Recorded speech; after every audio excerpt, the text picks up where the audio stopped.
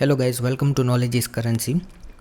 આજે આપણે class 11 arts એમનો હિસ્ટ્રીનો ટોપિક છે. પહેલું ચેપ્ટર પ્રાચીન ભારતનો ઇતિહાસ જાણવાના સાધનો. Today we will talk about history. Okay, we will talk about Indian history, ભારતનો ઇતિહાસ. ભારત એક ઘણું મોટું ઉપખંડ છે, મોટું રાષ્ટ્ર છે. ઓકે, એનો પોતાનો અલગ જ એક વિસ્તૃત ડિટેલ હિસ્ટ્રી છે પોતાની. ભારતની જસ્ટ મિનિટ એની પોતાની જિયોગ્રાફિકલ જે પોઝિશન છે ને, એનો ઇતિહાસ ઘડવામાં એક મોટો રોલ એમનો છે. નોર્થમાં અહીંયા જોઈએ તો હિમાલય છે. ઓકે, હિમાલય આખી રેન્જ છે, પર્વતમાળા. વેસ્ટર્ન સાઈડ પશ્ચિમમાં જોઈએ તો અરબ સાગર છે. પછી દક્ષિણમાં હિન્દ મહાસાગર છે. એન્ડ બંગાળાની ખાડી અહીંયા છે ઈસ્ટ સાઈડ. ઓકે, તો એની જે હિસ્ટ્રી છે એ એની જિયોગ્રાફીને રિલેટેડ છે. ઓકે, આ મેપમાં કાશ્મીર થોડુંક સરખું નથી દેખાડ્યું. એકચ્યુઅલીમાં આમ આપણું આખું છે, બટ અહીંયા લદ્દાખ, અહીંયા કાશ્મીર, આ પીઓકે અને અહીંયા અક્સાઈ ચીન, આ બંને બીજા દ્વારા કંટ્રોલ કરવામાં આવ્યો છે. Okay, so it's just history. દક્ષિણમાં આ વાત થઈ ગઈ આપણી. મહાસાગર અને જે રેન્જ છે, હિમાલયન રેન્જ, એણે ભારતને એક અલગ બધાથી રાખ્યું છે, સુરક્ષિત રાખ્યું છે. બટ એનો મતલબ એવો નથી કે ઇન્ડિયા અલગ થઈ ગયું છે બધાથી. પ્રાચીન કાળથી જે હિસ્ટરીથી જે વિશ્વ સાથે એક અલગ પ્રકારની પ્રજા અહીંયા આવતી જાય છે અને અહીંથી પ્રજા ત્યાં જતી હોય છે. મીન્સ એમનો ટ્રેડ, વેપાર, સંબંધ બંને બધું ચાલુ જ હતું. એવું કંઈ હતું નહીં કે હિસ્ટોરિકલ જે જિયોગ્રાફિકલ ફેક્ટર્સ છે એના કારણે ઇન્ડિયા અલગ થલગ થઈ ગયું, એવું નહોતું. ઓકે, ઇન્ડિયાની ઉત્તરથી દક્ષિણની નીચે આમ ટોટલ જોઈએ ડિસ્ટન્સ તો અરાઉન્ડ 3214 કિલોમીટર છે. ઓકે, અને જે આમ જોઈએ પૂર્વથી પશ્ચિમ તો અરાઉન્ડ 2933 કિલોમીટર છે. ઓકે, એન્ડ જમીન સીમા જોઈએ, બોર્ડર, અહીંથી જરા આમ બોર્ડર જોઈએ તો આપણે કરીબન 9600 કિલોમીટરની બોર્ડર છે, લેન્ડ બોર્ડર. ઓકે, અને સમુદ્ર સીમા જોઈએ અહીંથી આટલી તો અરાઉન્ડ 8000 કિલોમીટર જેટલી લાંબી બોર્ડર છે. ઓકે, તો આ એક બેઝિક ફેક્ટ જેવી વસ્તુ છે. આ ડિટેલ્સમાં બહુ કંઈ જવાની જરૂર નથી. એન્ડ નેક્સ્ટ ટોપિક એ છે કે એરિયા. ભારતનો જે એરિયા છે કરીબન 32.8 લાખ ચોરસ કિલોમીટર જેટલો છે. ઓકે, આ બહુ મોટો એરિયા કહેવાય ને. વિશ્વમાં અરાઉન્ડ 7મો લાર્જેસ્ટ દેશ છે આપણો ભારત. પછી વરસાદ, આબોહવા, સંસ્કૃતિ, આ બધી જ ફેક્ટર્સ આપણે જોઈએ તો ભારતનો એટલો બધો તફાવત જોવા મળે છે વિશ્વથી કે ભારત એક વિશાળ રાષ્ટ્ર નહીં પણ એક અલગ જ ઉપખંડ જેવો લાગે છે, સબકોન્ટિનેન્ટ જેવો લાગે છે. આમ જેમ એશિયા છે, અમેરિકા છે, નોર્થ અમેરિકા છે, સાઉથ અમેરિકા છે, એમ એશિયાની અંદર ભારતને એક આપણે અલગ ઉપખંડ ગણાવવું હોય તો પણ ગણાવી શકીએ, એટલી એની ભૌગોલિક વિવિધતા છે. આ પ્રાદેશિક ભિન્નતા સાંસ્કૃતિક દ્રષ્ટિએ પણ વિવિધતાસભર બની રહી છે. તેમ છતાં અહીંયા આપણે જોઈએ સંસ્કૃતિ એક આપણો મોટો ફેક્ટર છે. અનેક ટાઈપની પ્રજાતિ છે, સંસ્કૃતિ છે, એમના સમન્વય, એમના ટોટલ કોમ્બિનેશનથી ભારતની મહાન સંસ્કૃતિનો જન્મ થયો છે. મોસ્ટ ઓફ લોકો હમણાં સુધી એમ જ માનતા હતા કે ઇતિહાસમાં શું હોય, વંશાવલી હોય, રાજાઓની યુદ્ધ હોય, રાજા મહારાજાઓના વિવરણ આપેલા હોય, એમની ડિટેલ્સ હોય. બટ એકચ્યુઅલીમાં એવું નથી. ઇતિહાસ અનેક વિવિધ સાધન સામગ્રીનો વૈજ્ઞાનિક ટેકનિકલ યુઝ કરીને એક લોંગ પીરિયડ સુધીની રાજકીય, સામાજિક, આર્થિક અને સાંસ્કૃતિક પરિસ્થિતિઓનું મૂલ્યાંકન કરે છે. એના સિવાય ઘણી બધી ઘટનાઓ એવી બધી બનવા પામી છે જેમ કે એનો સમાજ ઉપર ઇફેક્ટ હોય છે. ઘણી નવી સામગ્રી પ્રાપ્ત થાય છે, કોઈક ઇતિહાસની નવી નવી વ્યાખ્યાઓ કરતા હોય છે. હકીકત અને જે રિયાલિટી છે, હકીકત અને ઇમેજિનેશન, એક કલ્પના છે, એની વચ્ચે પણ આ જે સાધન આપને મળે છે, ટૂલ્સ મળે છે, હિસ્ટ્રી ફાઇન્ડર, એનાથી એક સીધી રેખા થાય છે કે આ બંને વચ્ચે ડિફરન્સ છે કંઈક. ઓકે, ઐતિહાસિક આધારોને કારણે જે ટૂલ્સ સામગ્રી મળે છે એને તપાસીને એની ટ્રૂથને, સત્યતાનું વિવરણ લખે છે. ઓકે, ભારતીય ઇતિહાસ બીજો ટોપિક છે. ભારતીય ઇતિહાસની લેખનની પરંપરા. ઇન્ડિયામાં એવું છે કે પશ્ચિમમાં તો ઘણા બધા શું વ્યવસ્થિત રીતે એમ પોતાની હિસ્ટોરિકલ પીરિયડને ગોઠવે છે. બટ એવું નથી કે ભારતના ઇતિહાસમાં કોઈ એવો રસ જ નહોતો. હકીકતમાં ભારતીયોની ઇતિહાસ લેખન પદ્ધતિ પશ્ચિમી જે ટેકનિક હતી એના કરતાં અલગ હતી. ભારતમાં ઓલરેડી આપણને ખબર જ છે, સતયુગ છે, ત્રેતાયુગ છે, દ્વાપરયુગ છે, કળિયુગ છે, એવી રીતે પુરાણોમાં ઇતિહાસનું લેખન જોવા મળે છે. અને એમાંથી આપણે શાસક, રાજવંશ એવી વિગત તો પણ મળી રહે છે. ઓકે, એમની સિદ્ધિઓ હોય છે, એમની સાથે ઘટેલી ઘટનાઓની ચર્ચા હોય છે. હજી એક ટોપિક છે 12મી સદીમાં, ઈસવીસન 12મી સદીમાં રાજતરંગીની કાશ્મીરનો હિસ્ટ્રી લખે છે. કલ્હણ નામના લેખક હોય છે એમણે. ઓકે, તો આમ હિસ્ટ્રીના સોર્સ આપણી પાસે પણ અવેલેબલ હતા, એવું નહોતું. બટ જે પ્રાચીન ભારતીયો ઇતિહાસ વિશે અજાણ હતા એવું નથી. એમની પાસે પણ સોર્સ હશે, મે બી અત્યારે ના મળ્યા હોય, બટ એમણે પણ હિસ્ટ્રી જાણવાની કોશિશ કરેલી છે. ઓકે, આ એક પ્રકારની એમની સાબિતી છે. આવા 1-2 એક્ઝામ્પલ હોય છે. આના સિવાય એટલો કોઈ સ્પષ્ટ, ટોટલ એક્સેપ્ટેબલ એવી કોઈ ઐતિહાસિક ગ્રંથ ભારતમાં છે નહીં, એ પણ એક હકીકત છે. 18th સેન્ચુરીમાં અંગ્રેજોએ જ્યારે ભારતમાં પોતાનું રાજ શરૂ કર્યું, સ્થાપવાની શરૂઆત કરી, તો એમણે ભારતનો પ્રાચીન ઇતિહાસ અને ભારતની સોશિયોલોજિકલ સોસાયટી વિશે જાણવા માટે અનેક પ્રાચીન ગ્રંથો હતા ને એમના અંગ્રેજીમાં અનુવાદ કર્યા. એટલું જ નહીં, એમણે પ્રાચીન ભારતનો ઇતિહાસ અને સંસ્કૃતિ જાણવા માટે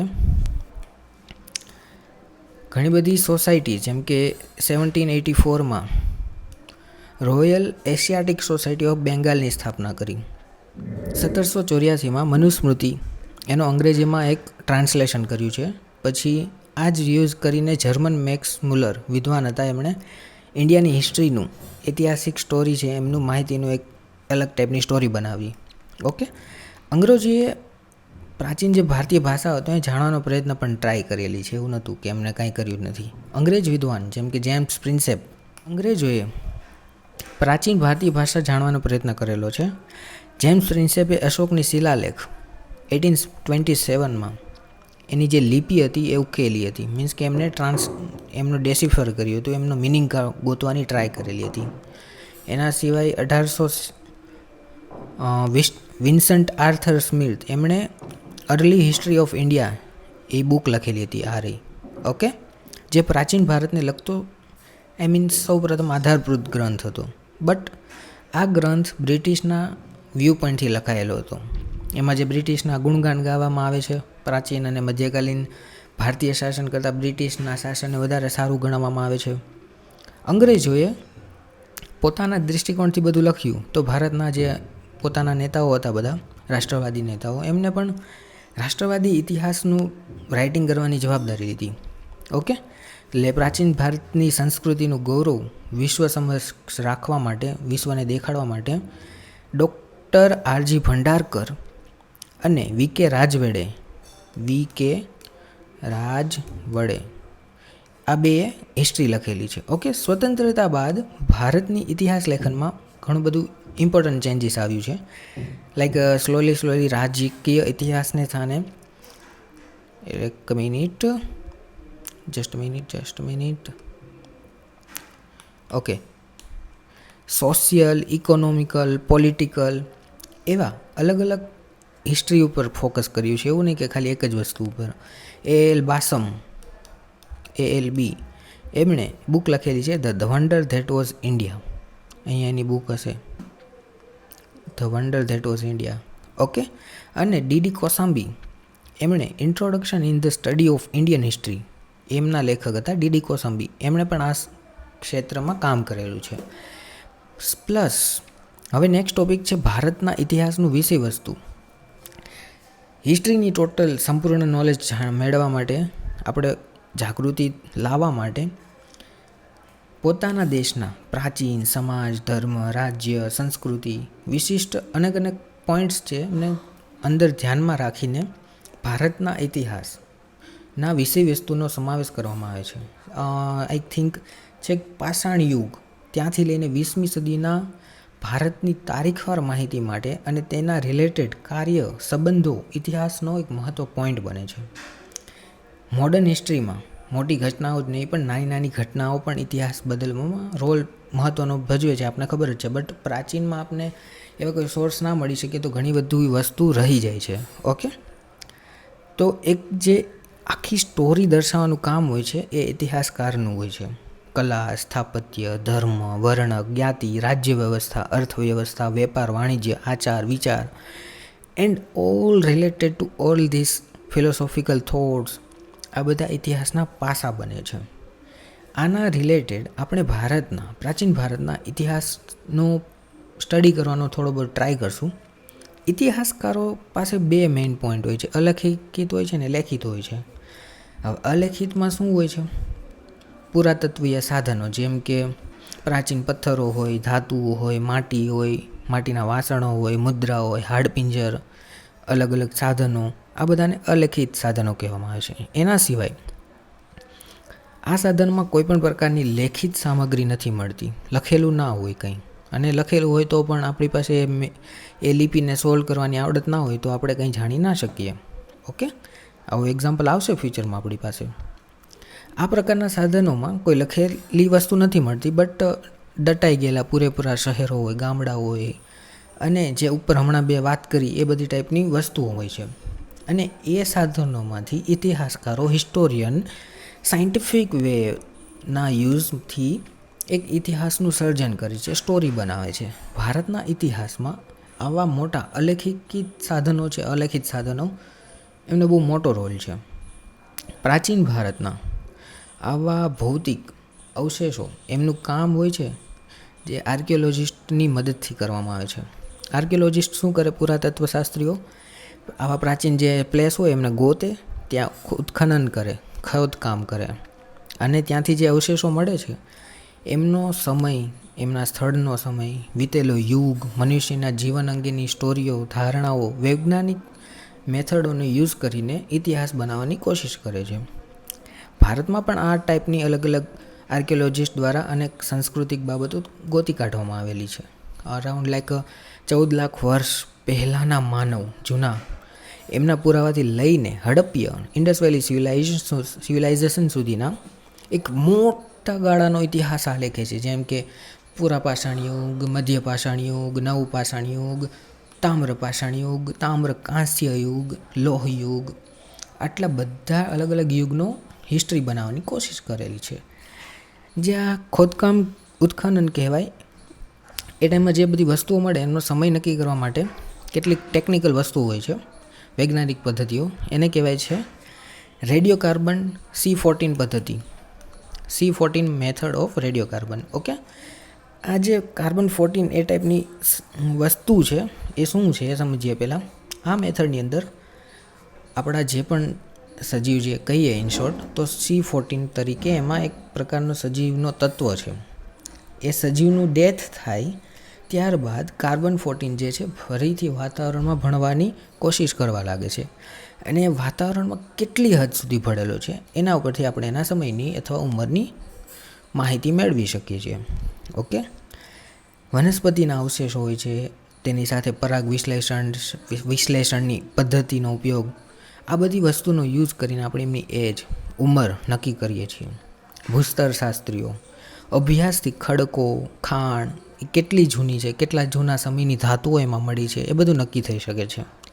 સો આ બેઝિક વાત થઈ અલેખિત સાધનો. હવે આપણે વાત કરશું લેખિતની. લેખિત સાધનોમાં ધાર્મિક સાહિત્ય છે, ધર્મેતર સાહિત્ય છે, સિક્કાઓ છે, સ્કલ્પચર છે, શિલાલેખ કહેવાય એને, વિદેશી જે પ્રવાસીઓ હોય છે એમની ડાયરીઝ હોય છે, પ્રવાસ નોંધ લખે છે એ લોકો પેજીસમાં કે whatever. Okay, one by one આપણે બધી જોઈશું. ધાર્મિક સાહિત્યમાં ભારતની સંસ્કૃતિ વ્યાપકપણે ધર્મ સાથે રિલેટેડ છે, રિલિજિયસ આપણે વધારે, એટલે ધાર્મિક સાહિત્યના જે જૂનામાં જૂનું સાહિત્ય છે ઋગ્વેદ. ઓકે, એ છે. એનો સમય અરાઉન્ડ કેટલો છે? 1500 BCથી 1000 BC સુધીનો અરાઉન્ડ માનવામાં આવે છે.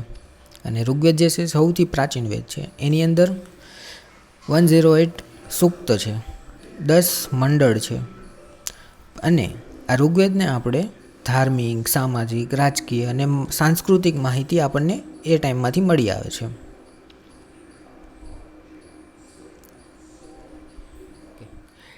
સો ગાઈઝ, ઋગ્વેદકાલીન ભારતને આપણે વૈદિકકાલીન ભારત પણ કહીએ છીએ. ઓકે, ઋગ્વેદ એક મેઇન પુરાણો ગ્રંથ છે. એના સિવાય 3 અલગ વેદની રચના પણ થયેલી છે. એટલે કે ટોટલ there are 4 વેદ્સ. અન્ય 3 જે છે એ યજુર્વેદ, સામવેદ એન્ડ અથર્વવેદ. આ પહેલું ઋગ્વેદ. ઓકે, આ ત્રણેય વેદોમાં મંત્રો છે, પ્રાર્થનાઓ છે, અનુષ્ઠાનો છે અને સાંસારિક રિલેટેડ વસ્તુઓ છે. ઓકે, પશ્ચાત વૈદિક સાહિત્ય ધેટ મીન્સ લેટર વૈદિક પીરિયડ, એમાં મેઇનલી બ્રાહ્મણ ગ્રંથો, આરણ્યકો, મહાકાવ્યો, ઉપનિષદો, પુરાણો, એના સિવાય જૈન અને બૌદ્ધ ધર્મના ધાર્મિક ગ્રંથનો પણ સમાવેશ છે. એના સાથે ધર્મસૂત્રોનો પણ સમાવેશ થયો છે. એના સિવાય રામાયણ, મહાભારત આ પણ એક ઇમ્પોર્ટન્ટ વસ્તુ છે. પુરાણો ઐતિહાસિક હિસ્ટોરિકલ વસ્તુઓથી ભરપૂર છે.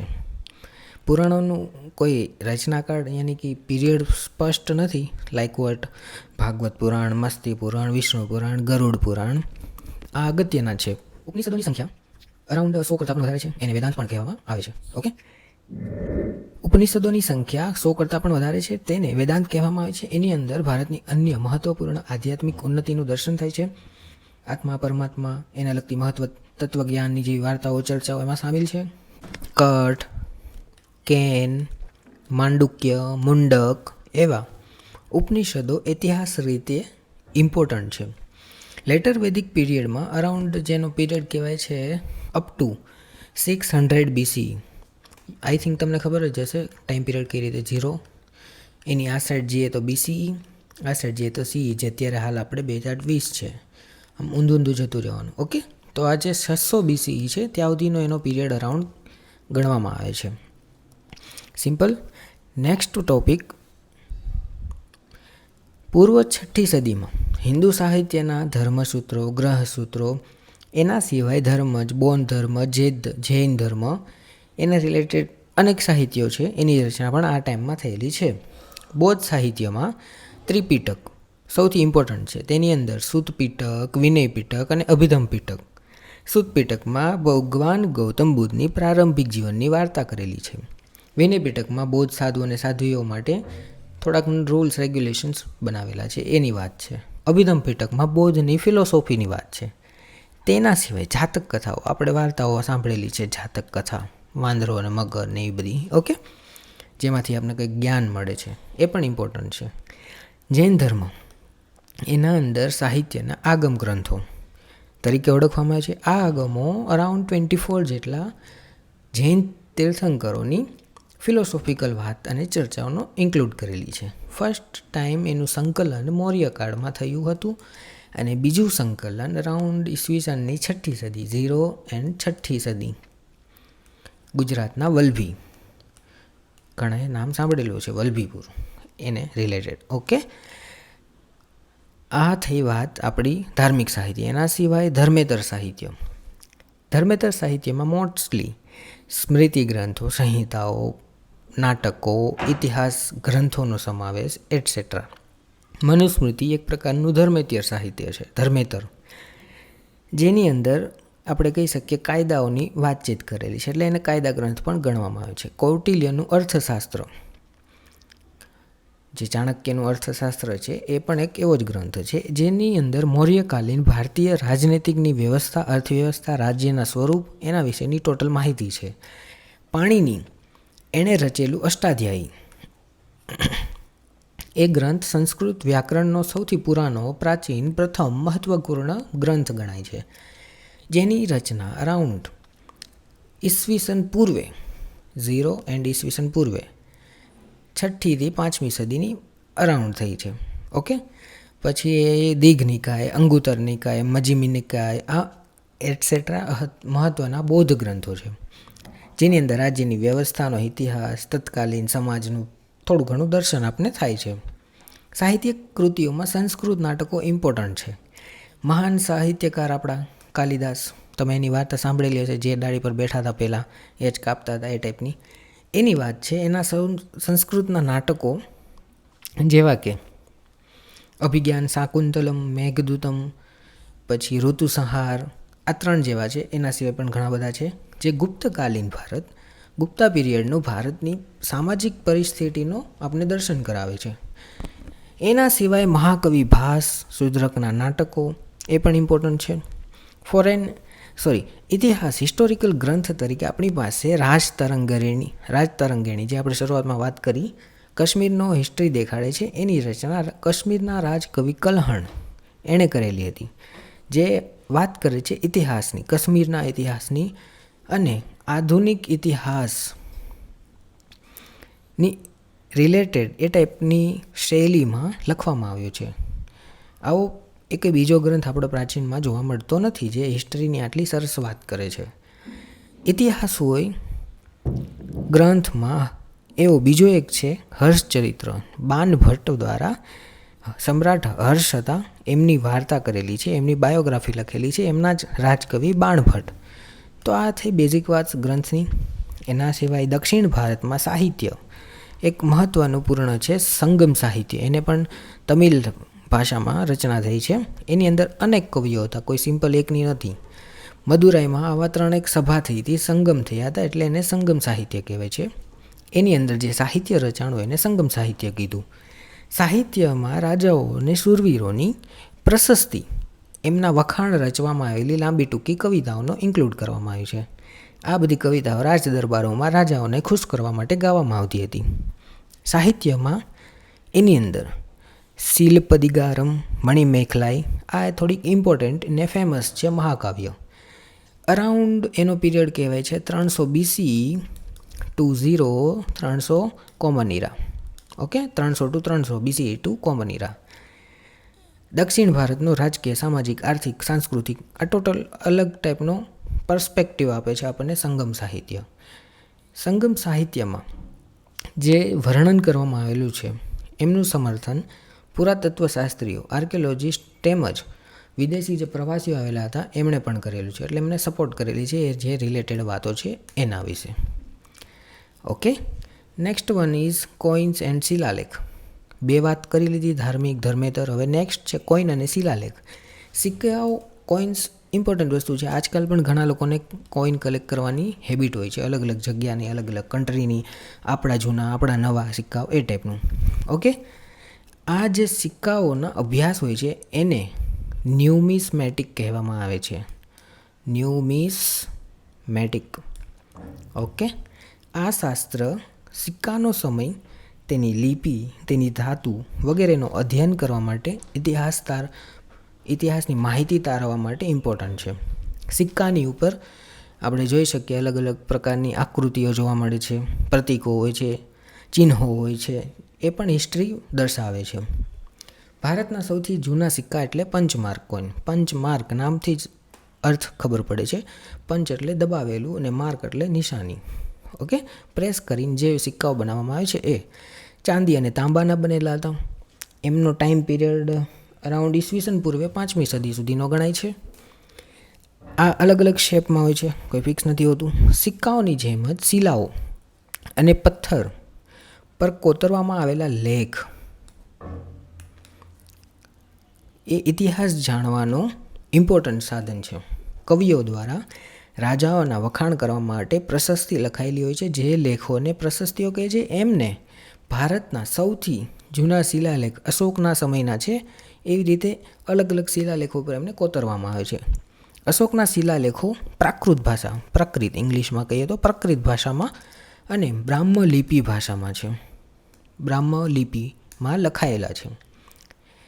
વિથ ધેટ નોર્થ વેસ્ટર્ન, ઉત્તર પશ્ચિમ ભારતમાં આપણને અલગ આવી ટાઈપની શિલાલેખો મળેલી છે અને જેની લિપિ છે ખરોષ્ટી છે.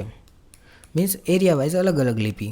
ઓકે, એન્ડ અફઘાનિસ્તાનમાંથી મળી આવેલા શિલાલેખો એટલે એ ટાઈપની છે. એમાં આરામી અને ગ્રીક લિપિ. તો જે એરિયામાં જે ભાષા બોલાતી હોય, જે લિપિ હોય એમના વિશે એ જગ્યામાં એ રીતે કોતરવામાં આવે છે. અશોકની શિલાલેખોની ભાષા ઉકેલવાનો શ્રેય જે બધો જાય છે જેમ્સ પ્રિન્સેપ. આપણે પહેલાં પણ એમનું નામ જોયું. ઈસવીસન 1827 અશોકના શિલાલેખોની બ્રાહ્મી લિપિને એણે ઉકેલી. બ્રાહ્મી લિપિ શું હોય? ડાબેથી જમણી સાઈડ લખાતી, આમ આ ડાબું ને આ જમણું, આમ. ઓકે, ખરોષ્ટી લિપિ જમણેથી ડાબી, આ સાઈડ. અશોકના શિલાલેખોની સંખ્યા અરાઉન્ડ 25 કરતાં પણ વધારે છે. આપણને પણ ખબર છે અલગ અલગ જગ્યામાં છે. ઓકે, તેમાંથી આપણને એની વહીવટની, રાજકીય, ધાર્મિક અલગ અલગ નીતિઓનો ખ્યાલ મળે છે. સાતવાહન જે કિંગ હતા, સાતવાહન રાજવીઓ એ પણ પોતાના શિલ્પલેખો કોતરાવ્યા હતા, જે અરાઉન્ડ નાસિક, મહારાષ્ટ્રની અંદર જોવા મળે છે. અશોકના શિલાલેખ મળ્યા, એની અંદર અભિલેખોમાં વ્યક્તિગત અને સરકારી એમ અલગ અલગ બંને પ્રકારના અભિલેખ છે. કેટલાક અભિલેખો પ્રશસ્તિ તરીકે પ્રાપ્ત થાય છે, જેનું એક્ઝામ્પલ આપણે ગણી શકીએ તો હરિસેન દ્વારા રચિત સમુદ્રગુપ્તનો પ્રયાગ અભિલેખ છે. આ અભિલેખ અશોક સ્તંભ ઉપર ઉત્કીર્ણ થયેલો છે. અશોક સ્તંભ આપણે ખબર જ છે, જેમાંથી આપણું સિંહનું મુદ્રા લેવામાં આવી છે, જે બધા કોઈન્સ ઉપર, બધી નોટ્સ ઉપર, કરન્સી ઉપર, ગવર્મેન્ટની નિશાનીઓ પર જોવા મળે છે. તો આપણે કેટલા ઇમ્પોર્ટન્ટ જોયા? એક હરિસેન દ્વારા રચિત સમુદ્રગુપ્તનો પ્રયાગ અભિલેખ. ઓકે, સેકન્ડ, આ જે પ્રયાગ અભિલેખ છે અશોકવાળા સ્તંભ ઉપર છે. બીજો રાજા ભોજ ગ્વાલિયરનો પ્રશસ્તિ લેખ છે. ત્રીજો કલિંગના રાજા ખારવેલનો હાથી ગુફા અભિલેખ. પછી ગૌતમીનો નાસિક ગુફા અભિલેખ. બંગાળના રાજા વિજયસેનનો દેવપાડ અભિલેખ. ચાલુક્ય રાજવી પુલકેશી બીજાનો ઐહોલ અભિલેખ. આમ ટોટલ થોડા ઘણા અભિલેખ છે, જેમના નામ અને એમનું લોકેશન જોઈ શકીએ છીએ આપણે. તામ્રપત્ર એ પણ ઇમ્પોર્ટન્ટ સાધન છે હિસ્ટ્રી જાણવા માટે. જે ઘણી જગ્યાએ ભૂમિનું દાન કરવામાં આવે છે, એમની વિગત તાંબાના પતરા ઉપર લખવામાં આવતી. વ્યક્તિગત અભિલેખો માટે મોટે ભાગે મંદિરમાં જોવા મળે છે. એની ઉપર તારીખ હોય, ક્યારે બન્યા હતા, એ બધી ડિટેલ્સ હોય છે, માહિતી આપે છે. એના સિવાય એમની માહિતી આપણને ભાષાની માહિતી પણ પૂરી પાડે છે. ગુપ્તકાળના અભિલેખો મોસ્ટલી સંસ્કૃતમાં હતા. વિદેશોમાંથીમાં પણ આવા ઘણા બધા અભિલેખો મળેલા આવે છે, જેના ઉપરથી આપણે ભારતની હિસ્ટ્રી જાણી શકીએ છીએ. એશિયા માઇનોર એટલે કે તુર્કી, એની અંદર બોગઝક્રોય નામના સ્થળેથી ઈસવીસન પૂર્વે 1400નો અભિલેખ મળેલો છે, જેની અંદર વૈદિક દેવતાઓની નોંધ કરેલી છે. પછી પર્સિપોલિસ અને બહિસ્તૃતન અભિલેખ દ્વારા ભારત પર થયેલા ઈરાની આક્રમણની માહિતી મળે છે. મીન્સ એ ટાઈમમાં પણ ઇન્ડિયા અને એમની વચ્ચે જે રિલેશન હશે એના રિલેટેડ આપણે માહિતી ત્યાંથી પ્રાપ્ત થાય છે. પછી ઇજિપ્તના તેલ અલ અરમનામાંથી મળેલી માટીની તકતીઓ પર ઈરાન અને ભારતના રાજાઓ જેવા કે બેબીલોન રાજાઓના નામ જોવા મળે છે. સો એમની વચ્ચે ઘણી બધી સિમિલારિટીઝ છે. શિલાલેખો, અભિલેખો જે તે સમયના રાજા, રાજ્ય, સરહદ, રાજકીય, સામાજિક, આર્થિક, સાંસ્કૃતિક વગેરે બાબતોનો ઇતિહાસ પ્રાપ્ત આપણે એમાંથી થઈ શકે છે. Then we will come to the સ્મારક અને ભવન. રાજાઓ અને સામાન્ય લોકોના રહેઠાણો હોય, મંદિરો હોય, એ ટાઈમના સ્થાપત્ય હોય, એમાંથી કાળની વાસ્તુકલાની વિકાસ વિશેની માહિતી મળે છે. ફોર એક્ઝામ્પલ, નોર્થ ઇન્ડિયામાં નાગર શૈલીના મંદિરો છે, સાઉથ ઇન્ડિયામાં દ્રવિડ શૈલીના મંદિરો છે, દખ્ખણના બેસર શૈલીના મંદિરો છે. આમ પ્રાચીનકાળની વાસ્તુકલા અને મંદિર સ્થાપત્ય શૈલી ઇમ્પોર્ટન્ટ સોર્સ કહી શકીએ આપણે. પછી સ્તૂપ હોય છે, ચૈત્ય હોય છે, વિહાર હોય છે. મંદિરોની સાથે સાથે દક્ષિણ પૂર્વ એશિયા અને મધ્ય એશિયાના વિસ્તાર સુધી આ બધી વસ્તુ જોવા મળે છે. ભારતીય સંસ્કૃતિનો પ્રસાર સ્પષ્ટ રૂપે ઈસવીસન 9મી સદીમાં જાવા, ઇન્ડોનેશિયામાં બાંધવામાં આવેલું બોરોબુદરનું મંદિર છે. Okay, Borobudur, if you want to see I can show you. આ બોરોબુદરનું મંદિર જાવામાં આવેલું. ઓકે, એના સિવાય મૂર્તિઓ એ પણ ઇમ્પોર્ટન્ટ સોર્સ છે હિસ્ટ્રી જાણવા માટે. જેમ કે કુષાણ છે, ગુપ્ત છે, ગુપ્તકાળ પછીની છે, એ બધીમાં સ્થાપત્ય હોય છે, એમાંથી આપણે હિસ્ટ્રીની વાતચીત મળે છે. કુષાણ યુગની મૂર્તિકલામાં વિદેશનો થોડો ઘણો પ્રભાવ દેખાય છે. એટલે એ ટાઈમમાં અલગ અલગ દેશમાં ક્યાંનો કઈ એરિયામાં અફેક્ટ વધારે છે એ પણ આપણને જાણવા મળે છે. પછી મૂર્તિકલામાં ગાંધારની કલાશૈલી, મથુરાની કલાશૈલી એ ઇમ્પોર્ટન્ટ, સર્વશ્રેષ્ઠ છે. પછી સાંચી, અમરાવતી, ભારહુત, બોધગયા, આ બધી જગ્યાએ મૂર્તિકલાનો વિકાસ થયેલો આપણે સ્પષ્ટ રૂપે દેખાય છે હિસ્ટોરિકલ સોર્સિસમાંથી. ચિત્રકલા, ભીમબેટકા, હિસ્ટ્રી તમે વાંચેલી જશે તો તમને ખબર જ જશે. એમપીમાં છેક અરાઉન્ડ પાષાણ કાળથી ચિત્રકલા ભારતીય ઇતિહાસનું ઇમ્પોર્ટન્ટ સોર્સ છે. ફોર એક્ઝામ્પલ, ભીમબેટકાની ગુફામાં ચિત્રો છે ગુપ્તકાળમાં આ કલાનો વધારે વિકાસ થયો. અજંતાના વિશ્વવિખ્યાત ચિત્રો જે કહેવાય ને કે સક્સેસનું ઉચ્ચમ લેવલનું ચરમબિંદુ કહી શકીએ. ઇલોરા છે, બાઘ છે, આ પણ અલગ એક્ઝામ્પલ છે. પછી ધારો કે હું અહીંયાથી ઇન્ડોનેશિયા ગયો તો હું ફેસબુક ઉપર, ઇન્સ્ટા ઉપર, યુટ્યુબ ઉપર વિડીયો બનાવીને શેર કરું, તો એક પ્રકારથી સોર્સ બની ગયો હિસ્ટ્રીનો. એવી જ રીતે એ ટાઈમે જ્યારે આ લોકો આવતા તો એ લોકો પોતાની ડાયરીઝ મેન્ટેન કરતા, તો એમણે જે લખેલું એમાંથી પણ હિસ્ટ્રી જાણવા મળે છે. પ્રાચીન કાળથી વિદેશીઓ સાથે આપણે સંપર્ક હતું જ. વિદેશીઓ ભારતમાં આવતા, ભારત વિશે લખતા, જાણવામાં મદદરૂપ કરે. પ્રાચીન ભારતમાં ગ્રીસ, રોમ, ચીન વગેરે યાત્રીઓ આવતા. કેટલાક રાજદૂતો હતા, કેટલાક લોકો ધર્મના અભ્યાસ માટે આવતા, કેટલાક વેપારીઓ હતા. ઓકે, આ બધાએ ભારત વિશે ઘણું બધું લખ્યું હશે અને લખ્યું છે, તો એમની જે સોર્સ હોય છે એમાંથી આપણને જાણકારી મળે છે હિસ્ટોરિકલ. સ્થાનિક સાહિત્ય, વિદેશીઓની ડાયરીઓ, આ બધું ઇમ્પોર્ટન્ટ છે. ફોર એક્ઝામ્પલ આપણે જોઈએ તો ચંદ્રગુપ્ત મૌર્યના શાસનકાળમાં સેલ્યુકસ નિકેટર ઓકે હતો. સેલ્યુકસ નિકેટરનો રાજદૂત મેગેસ્થનીસ ભારતમાં આવીને રહ્યો હતો. જ્યારે અશોક આપણા હતા ચંદ્રગુપ્ત મૌર્ય, એમણે હરાવી દે છે, ત્યારે એને પછી એ પોતાનો એક જે રાજદૂત કહેવાય એને ઇન્ડિયામાં મોકલે છે ચંદ્રગુપ્તના સામ્રાજ્યમાં. ઓકે, એણે લખેલી છે ઇન્ડિકા નામનો ઇમ્પોર્ટન્ટ ગ્રંથ. આ ટોટલી ઓરિજિનલ ગ્રંથ નથી અવેલેબલ, બટ એના પછી લોકોએ ગ્રીક લેખકો હોય એમણે ગ્રંથોનો અવારનવાર સોર્સ તરીકે ઇમ્પોર્ટન્ટ પોઈન્ટ ટાંકેલો છે, તો એના ઉપરથી આપણને ઇન્ફોર્મેશન મળે છે. ઇન્ડિકામાં ચંદ્રગુપ્ત મૌર્યની શાસન વ્યવસ્થા, ભારતની સમાજ વ્યવસ્થા અને વેપાર વાણિજ્ય જેવી આર્થિક બાબતની મૂલ્યવાન માહિતી પ્રાપ્ત થાય છે. ઈસવીસન 1લી અને 2જી સદીમાં ગ્રીક અને રોમન લોકોએ ઘણા બધા ભારતીય વેપારી મથકો અને અગત્યના બંદરો વિશે પણ માહિતી આપી છે. આમ ઇન શોર્ટ આપણે કહીએ તો ભારત અને રોમ વચ્ચે વેપારનો વિસ્તૃત અહેવાલ છે. આવા જ એક ગ્રંથમાં ટોલેમી, જેનું નામ છે બુકનું નેચરલ જિયોગ્રાફી, અને પ્લિનીના ગ્રંથો ઇમ્પોર્ટન્ટ છે. એના સિવાય પેરિપ્લસ of the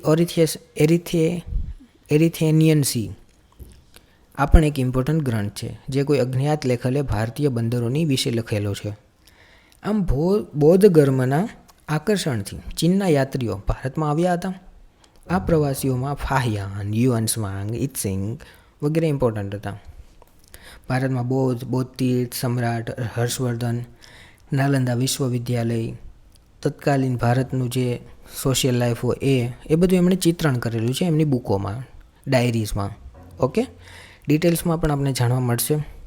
if you want આપણે એમની સ્વાધ્યાય જે છે બુકનું ચેપ્ટરનું એ પણ સોલ્વ કરી શકીએ છીએ. તમને બધા જ આન્સર આ બુકમાં જે ચેપ્ટર્સ છે એમાં મળી ગયા હશે. If you have any doubt please comment. Okay, મળીએ આપણે નેક્સ્ટ ચેપ્ટરમાં. ત્યાં સુધી bye bye, take care, good bye.